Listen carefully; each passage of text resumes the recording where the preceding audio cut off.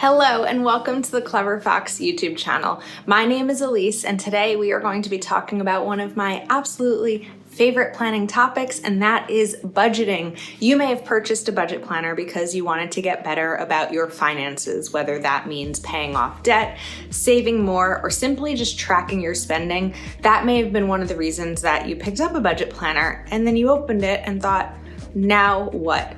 That's what we're going to dive into today. I have my Clever Fox budget planner here and we are going to set this up from scratch so that you can see exactly what steps to take in order to make this planner the most effective for you. So make sure you watch the whole video so you don't miss any of the budget planning tips that I'm going to be sharing today, and that you are subscribed to our channel with that notification bell turned on so you get notified each time we post a new video. Let's get started. All right, first thing I am going to do, we are going to take off the packaging. So we have our 12-month undated budget planner here. I love this blue color. It's so pretty. Nice hardcover. We have a band to keep your planner closed, and of course a pen loop as well, in addition to 3 bookmarks to be able to bookmark where you are in your planning. All right, first up, we are going to write my name. We'll leave the rest, just, we'll leave the rest for now on my planner. Okay, now we have financial goals. So you may be ready to list out your financial goals. You may not be ready yet. What I do want to emphasize here is if you are feeling like 10 financial goals is a lot, I urge you to just start with a couple, see how they go, see how the year goes and how your plans change and your financial goals change, and don't necessarily feel the pressure to fill in 10, because 10 goals is a lot in any area, let alone one specific category. So I'm going to write out a few financial goals here. And this again is just where to start in terms of the planner. So the first goal I'm going to do is save 10% of my income. And then we are going to do contribute to retirement.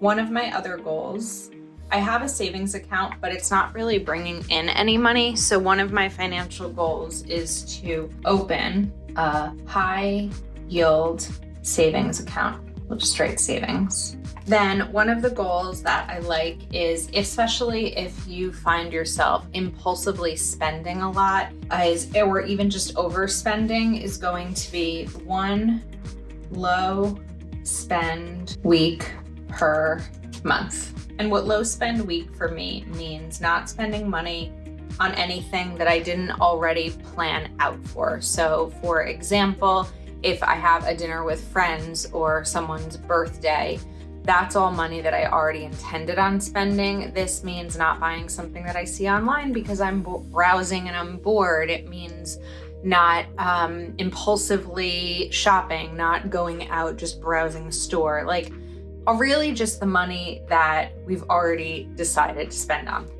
Another financial goal is save 1 month of bills. I already have 1 month of bills in my savings, but I'd like to do an additional month. And this is really an ongoing goal because monthly bills are expensive. It's not something that I will be able to save in 1 month. It might not even be necessarily a 6-month savings, but it's just having that money there in case something were to happen. Okay, so the mind map is really going to be the place where you break down the ways to do this. I think for now, we're gonna hold off on doing the mind map because each of these goals are pretty much one step to take. Like saving 10% of my income means when I map out my monthly budget, putting 10% aside. And I think that's where we often go wrong in terms of budget, is we have a goal to save, but we just don't save the money because there's nothing left after we spend the money.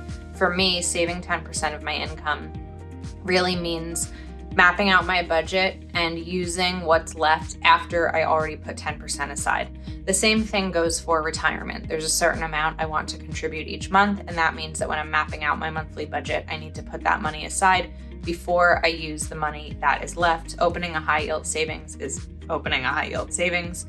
1 low spend week per month is just being conscious of it and deciding when that week will be. And then saving 1 month of bills, similar to the first two, is really setting aside that money in my monthly budget. All right, let's take a look at the next pages. So my strategy, new skills I need to learn to achieve my financial goals, my money affirmations for wealth and prosperity, actions I will take to earn more money, actions I will take to cut my expenses. So based on the goals that I set, one of the new skills that I need to learn, and this isn't as much a skill as it is research. We're going to write research, high yield savings accounts, just to decide what is going to be best for me. And then this will also be choose, I'm going to call it a comfort number, a number that I am comfortable with inputting into a savings account, so that number one, it maximizes the interest opportunity, and number two, it's money that I'm not necessarily going to need, of course, unless an emergency comes up, but it can take a couple of days to transfer. Let's write down a couple of money affirmations for wealth and prosperity. I am capable of making financial changes. I am worthy of financial freedom. And when I talk about financial freedom, I'm not necessarily talking about being a millionaire or a billionaire or just having all the money in the world. What I'm talking about is the freedom from being afraid to check my bank account, the freedom from wondering where the money is going to come from to pay my bills because I've been afraid to check my bank account. It just means having peace within my budget and having that peace financially. Tactics, actions I will take to earn more money. Let's add a couple of these little bullets here. So of course, depending on your skill set and your career and what, earning more money looks like for you, that is going to change. For me, one of the actions I can take to earn more money is pitch services as a contractor, not contractor like home contractor, but just the different things that I can do to work. Let's do one-off website builds.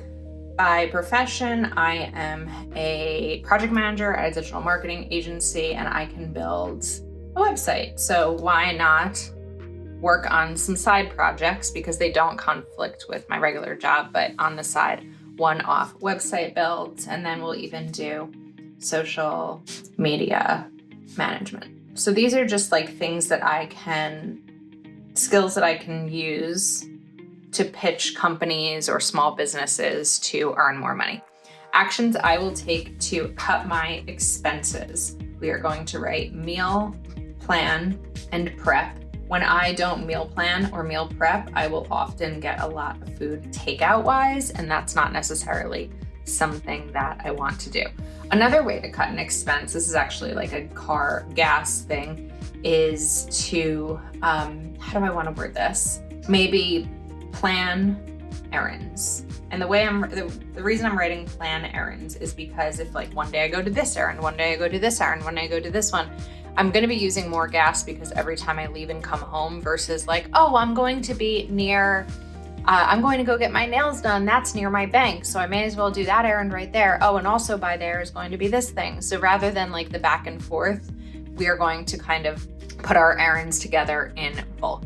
Another action to cut expenses is friend plans at home. My friends and I will often go out to dinner, and that can be a pricey type of evening, whereas we can have just as much fun at home, maybe even cooking together or doing something smaller like ordering a pizza and bringing over like a bottle of wine, where it's just a little bit, you're still having that really nice time together, but it's not as expensive because you're doing it at home. So these are a couple of ideas to get you started. Now, important dates. This is where you're going to write down the things throughout the year that are going to cost money that you need to plan for. So we are going to start like February, Valentine's Day. Actually, let's go back to January. Let's write 1/1, renter's insurance. So that's an annual bill for me. That's something that I need to remember to prepare for in December, so that when I'm looking over here, it's going to be key to save for it for January. Then March, we are going to have a couple of things that I want to be mindful of. 315 and 328. So just some birthdays in my life that I know are going to cost me money just to buy gifts. You could even do this with anniversaries, family vacations, like I said, annual bills. I know that on September 20th, my Prime renewal is due. And I even know that in May, I'm just going to do a little star here, we're going to have a rent increase. So it's not as much something to save for because I don't know what that number will look like, but it is something to prepare for mentally and budget-wise, knowing that my expenses will change as that month comes up.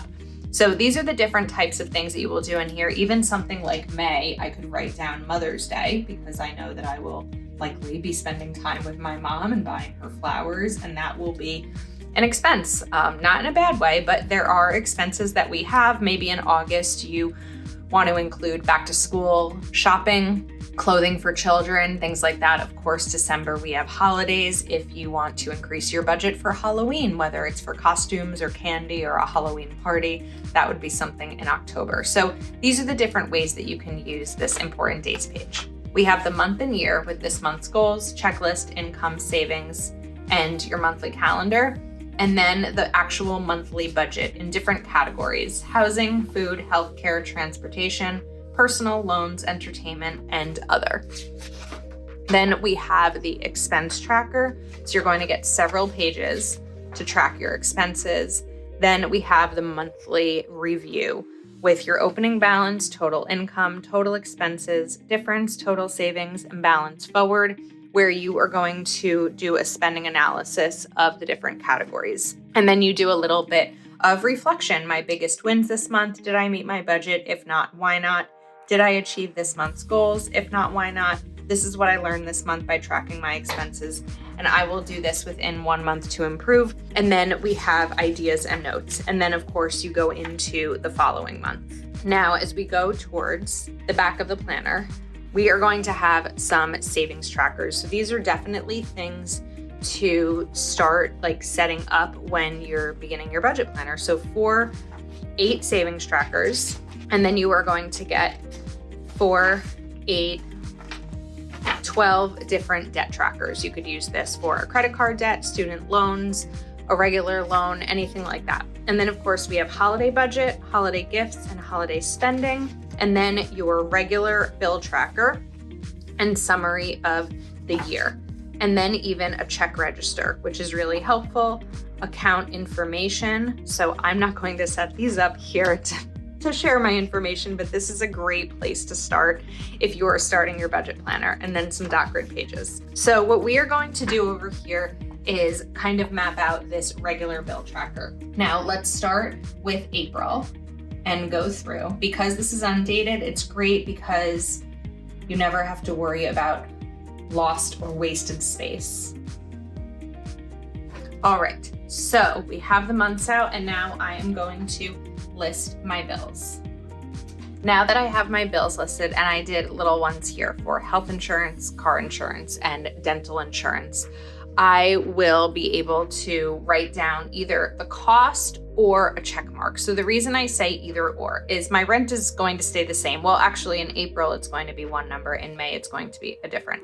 My electric bill is going to change every month because of the usage. So I can write that here. My phone and internet, actually the rest of these, except for credit card, should all stay the same. Netflix might change because sometimes there are promotions with subscriptions and things like that. So it may go up, it may go down if I change my plan. So this is a really great way to track what the cost of the bills were, but also track whether or not you've paid it. So what you could do, for example, is for my rent, I could write $25.15, which is the cost of my rent. I will say I live in a high cost area that should not necessarily be the normal rental price.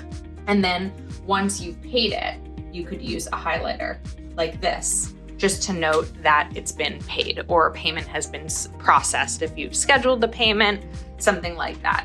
I think that's really helpful, especially with like my internet. Let's write that for a second. That is an auto pay. I don't schedule that bill. It was a discount to do an auto pay. So while I don't necessarily have to go pay that bill, once I check my bank account and see that that payment has processed, I can go through and note that. So using a highlighter or some sort of color system is really helpful when it comes to that bill tracker. And I want to talk about a couple of different ways to use these savings trackers. So you could use them for something big. Let's say I am saving for vacation.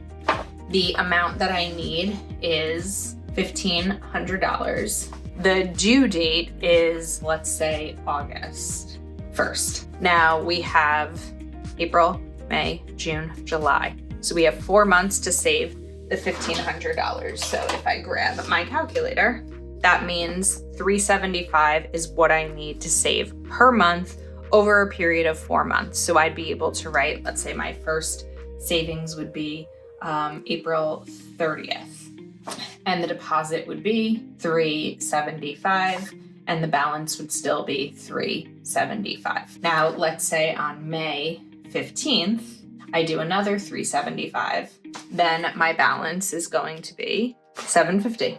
Another thing that you can do, just a little trick in terms of this, is let's say I have this vacation planned, but I need to book a flight. I've already saved a little bit of money, but now I need to book a flight. What we could do is 5, 16, 23, and my flight cost $400. I'm gonna do negative 400, and now my balance is down to $350, because some money when planning a vacation does need to get spent as the vacation is being planned. So that's an example of how you could use the savings tracker. You could also use it for a subscription. So if I was doing my renter's insurance, let's write rent insurance. It's pretty inexpensive. It's $100. That is due January 1st. So we have 8 months to save for that. So realistically, it's going to be $12.50 a month. So I could do that. And sometimes when I first started budgeting, that was the really manageable thing for me. It wasn't always possible for me to save $375 in a month, but it was possible for me to save $12.50 a month. So we could do 430, 23, the deposit would be $12.50 and the balance would be $12.50. And after I do that for 8 months, the money will be right there. Now, I wanted to flip back to these monthly budget pages because our goal today is to show you really what to do when you start a budget planner. And if you are just beginning, I find this monthly budget page may be overwhelming for you. Not that it's not an incredibly useful and productive page, but you may not know, aside from knowing some of these bills and what they would be, you may not know what to budget for groceries or dining out. So if you are brand new to budgeting, my recommendation would actually be the first month, only the first month, skip this page and go straight to the expense tracker. Then you're going to track your expenses for the month. And at the end of the month, you are going to look at your spending analysis, compare this against the monthly budget, and then you'll know what you should be budgeting for future months. It's going to be a really helpful way to create your budget. If you spend $500 a month on groceries and you decide, and you don't know that yet, and you're like, oh, I don't know, maybe my grocery budget can be $300. It might be very challenging to cut budget by $200 for groceries. That's a big, big budget cut. So knowing what you're spending is really going to be the best indicator of future spending in terms of making changes. So now we are going to date this so that we can get our budget calendar kind of set up. So I am going to get this dated for May. All right, we are all ready for May, and this is where I can put in my bills. So we are going to add in some bills here, and we'll just add these in for the starter example. So we have rent, credit card, we'll write car insurance, Netflix, and internet. Then you can take another color highlighter. So in this case, let's use the one, and this is where I'm going to, could definitely use budget stickers in this. We are going to use another color highlighter for paydays. So I'm just going to do this right here on the border because I'm paid on Mondays, unless it's a holiday. So I wouldn't be paid on Monday the 29th because it's Memorial Day. I will be paid the Friday prior. So this is where I can note those bills. Then the final color that I'm going to use are going to be things that cost money, even though it's not a bill. So I'm going to do a line here and a line here, and I'm going to write Mother's Day and a friend's birthday. Again, things that cost money that don't necessarily happen all the time, but they're because they're not bills, but it's going to be part of my spending throughout the month. All right, now for the checklist. I really like to use this checklist up top as ways to accomplish my financial goals. So we're going to do a couple of colors here, and we can do the month, and we have these month goals up here. So this will actually be used for the goals. This checklist area will be the things to take care of throughout the month. So the goal, let's bring in another color. 1 low spend week, 10% to savings, 500 to retirement, and let's call this a brand pitch, one of those goals to find a way to increase my earnings. Then we are going to go to the checklist. So for this checklist section, there's definitely several ways you can use it. For this one, I'm going to look at the things that are going to cost money. So let's write Mother's Day. I could have definitely colored this the same color as that one, but it's okay. We'll have Mother's Day, and then Carly's birthday. And the benefit here is because this is going to make sure that I don't forget those things, and they are financial needs. Then we're going to track our income here. So each time you get paid, you'll be able to track your income and track your savings right there as well. Now, what you can do, even if you're gonna pause on some of the details here with categories, is you could put in some of the bills. So I know that my rent is going to be $25.15. My insurance, I don't have housing insurance, so there are different categories here. So I don't need that. Electricity, that will come when it comes. My phone is $67.20, and my internet is $89.99, and those costs should not change. Healthcare insurance is $346. Car payment is $336. Car insurance is $122. Fuel will change. Of course, maintenance will change. I don't anticipate any bus, train, or taxi uses. And then we also have entertainment. So one of the things that I would note here for entertainment would be Netflix, and I'd write $15.99. When thinking of my other bills, I also have a Peloton subscription. So sports and gym, I would do that here, and that is $42 a month. So there are definitely ways you can do this without creating a specific budget for groceries, which is always my example because I feel like it makes the most sense.